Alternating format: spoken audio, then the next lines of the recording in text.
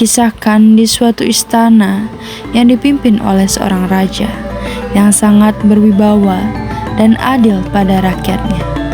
Namun, suatu hari di desanya terserang wabah yang merenggut banyak nyawa.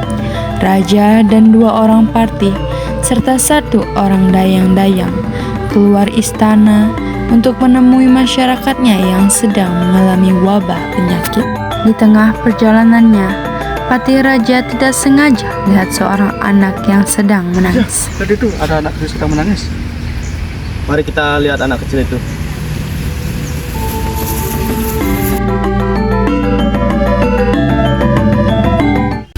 Nak, kenapa kau menangis di sini? Siapa engkau? Hamba Sunyoman Jayaprana Baginda. Hamba anak sebatang kara. Orang tua dan saudara hamba telah meninggal. Ampun ya, maka sebaiknya kita saja anak ini ke sana. Baiklah, kalau begitu, ikutlah bersama kami ke istana. Kan kujadikan kau abdi istana. Baiklah Baginda. Beberapa tahun kemudian, Jayaprana pun tumbuh menjadi anak yang memiliki paras tampan dan senyum begitu manis. Pengawal, tolong panggilkan Jayaprana untuk menghadapku. Baiklah Baginda.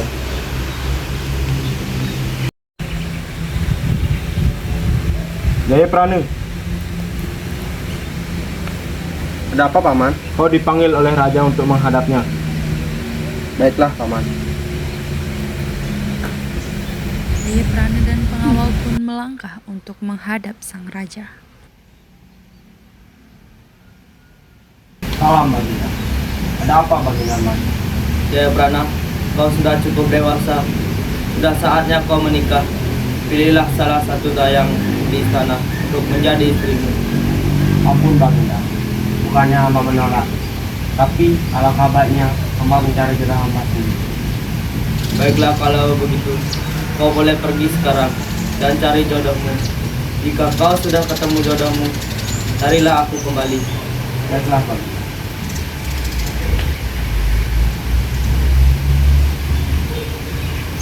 Keesokan harinya, ia pergi ke pasar bersama pengawal. Disinilah ia menemukan pujaan hatinya. Mata Jayaprana tak sengaja melirik salah satu pedagang di sana. Ia pun menghampiri dan membeli barang dagangan. Lihatlah itu. Mari kita ke sana.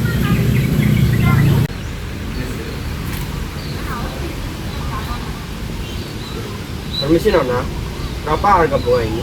Rp5.000. Ini Nona. Makasih Nona. Setelah berbelanja, Jayaprana dan sang pengawal pun kembali ke istana. Jayaprana kembali dengan Salam, wajah yang Baginda. sumringah. Nak, ada apa? Kau sangat terlihat bahagia hari ini. Ampun Baginda, hamba telah menemukan pujaan hati hamba. Ia adalah penjual bunga di pasar dekat istana. Paman, tolong cari tahu pedagang bunga yang dimaksud oleh Jayaprana. Baiklah Baginda. Patih Saunggaling pun menanyakan mengenai perempuan yang dimaksud oleh Jayaprana kepada Permisi, salah satu Bu. warga yang Ya, ia Tuan. temui. Saya ingin bertanya, siapakah gadis penjual bunga di sini? Ia Layang Sari Tuan, anak juru bendesa Sekar. Baiklah, terima kasih Bu. Ya Tuan. Saunggaling pun kembali ke istana membawa informasi yang sudah ia dapatkan dari warga. Ampun Baginda, anak gadis tersebut bernama Layang Sari, anak dari juru bendesa Sekar. Layang, tolong ambilkan selembar kertas. Baik Baginda. Ini Baginda.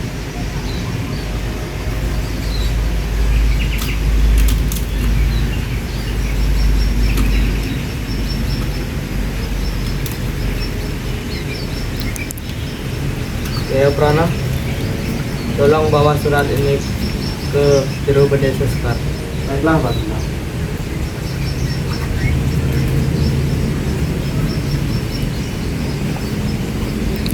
Jayaprana pun pergi ke tempat juru bendesa Sekar untuk membawakan surat yang telah ditulis oleh sang raja.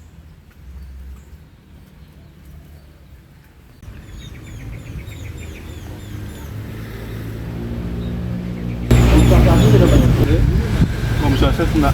Ada apa kamu kesini? Ini ada di depan surat dari raja. Baiklah, nah, mari kita duduk dulu. Baiklah Didi.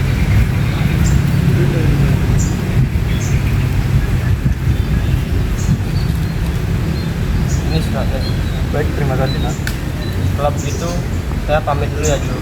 Ya, hati-hati. Setelah Jayaprana pergi, Jerobendesa pun membaca surat tersebut.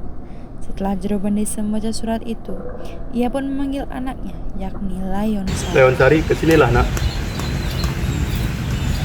Ada apa ya? Ini ada surat dari Jayaprana. Siapa Jayaprana? Jayaprana itu abdi istana. Dia ingin menikahimu. Apakah kamu bersedia? Ya, aku bersedia.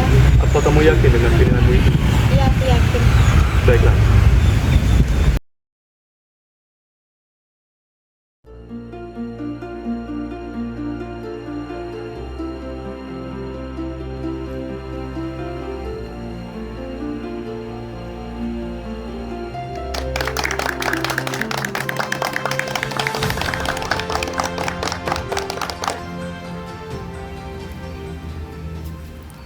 Setelah acara pernikahan itu selesai, Raja diam-diam ingin merebut Layon Sari dari abdi setianya. Patih, tunggu sebentar. Aku ingin bicara denganmu. Baiklah Baginda. Mereka pun pergi ke belakang istana untuk membicarakan hal tersebut. Patih, aku sangat tertarik oleh Layon Sari. Ampun Baginda, bukannya Layon Sari istri dari Jayaprana? Ajak Jayaprana ke hutan untuk terima dia dan bunuh dia di sana. Ampun Baginda, bukan Jayaprana abdi setiamu. Diam, apakah kau ingin menggantikan Jayaprana? Ampun Baginda. Bagaimana kalau sekarang? Baik Baginda. Prajurit dan Patih pun pergi menemui Jayaprana di rumahnya dan mengatakan bahwa ia harus ikut ke hutan Teluk Trima untuk ikut berperang. Ada apa, Paman? Kau diutus oleh raja untuk berperang di hutan Teluk Trima. Baiklah, Paman. Tapi hamba mau izin terlebih dahulu sama Yamu. Baiklah, akan aku tunggu di sini.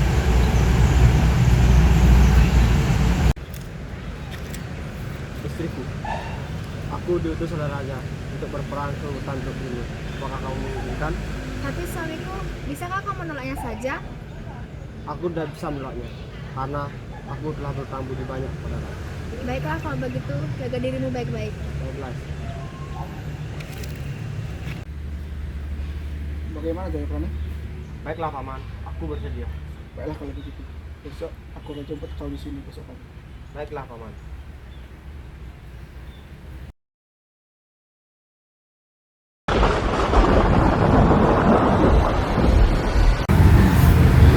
Ada apa, Layon Sari? Aku memiliki firasat buruk. Aku bermimpi bahwa rumah kita ditenggelamkan oleh banjir bandang. Tidurlah, itu hanya mimpimu saja. Baiklah.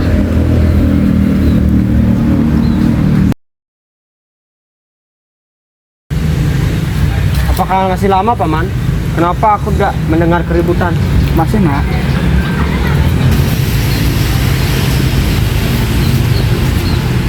Ada apa, Paman?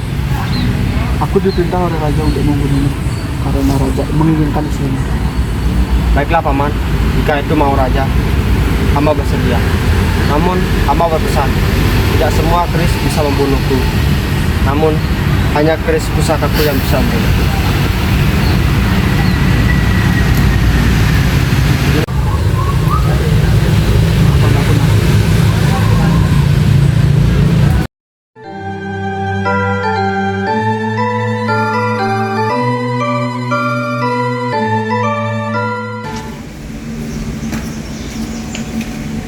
Salam Baginda.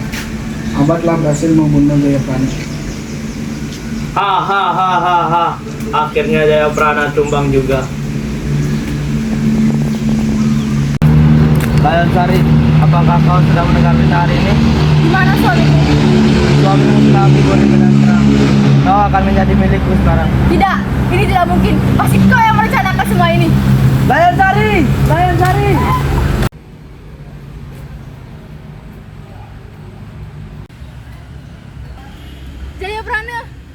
Jayaprana, jika memang ini takdirmu, aku akan ikut bersamamu. Layon Sari! Layon Sari! Layon Sari! Di mana kau? Layon Sari!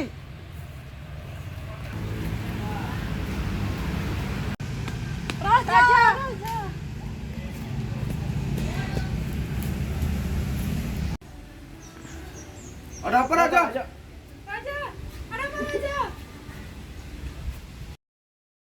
Ada apa Raja? Aku ini patihmu. Kau yang menyebabkan semua bencana ini. Kau harus mati.